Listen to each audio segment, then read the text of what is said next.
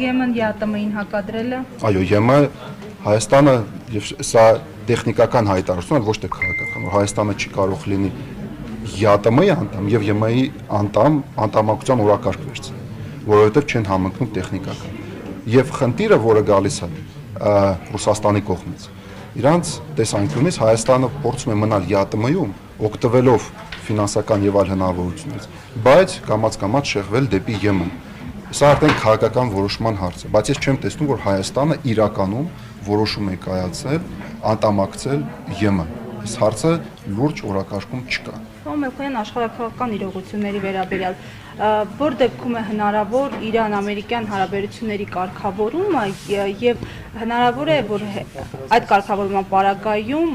Իրանը դառնա հակակշիռ տարածաշրջանում Թուրքիային։ Իրանը արդեն դառնում է հակակշիռ տարածաշրջանում Թուրքիային, երբ որ Իրանը բազմիցս կասեցրեց այսպես կոչված Զանգեզուրի միջանցքի օրակարգը, նախ եւ առաջ անցկացնելով զորավարժություններ, երբ որ Ադրբեջանը պատրաստում էր ուժով բացել այդ միջանցքը, երկրորդ առաջարկելով Արաքսի միջանցքը իր տարածքով։ Նկատի ունեմ Իրանը կիրառեց համ ռազմական, համ դիվանագիտական միջոցները, որպիսի պահել ստատուս քվոն եւ դիմադրել Թուրքիային։ Իսկ երբ որ խոսում ենք ԱՄՆ-Իրան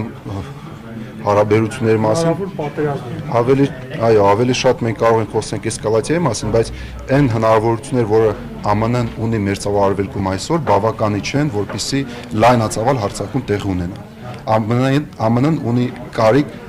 ավելացնել իր ռազմական ներկայությունը եւ ապահովել անվտանգությունը այն ռազմաբազաներին, որոնք կան մերձավարարվելքում։ Հիմա ԱՄՆ-ն դեռ այդ մակարդակի չի հասել, դրա համար խոսել որ լայնածավալ հարձակում տեղի կունենա առաջիկա շաբաթներում արդեն դժվար կլինի։ Եվ երկրորդը,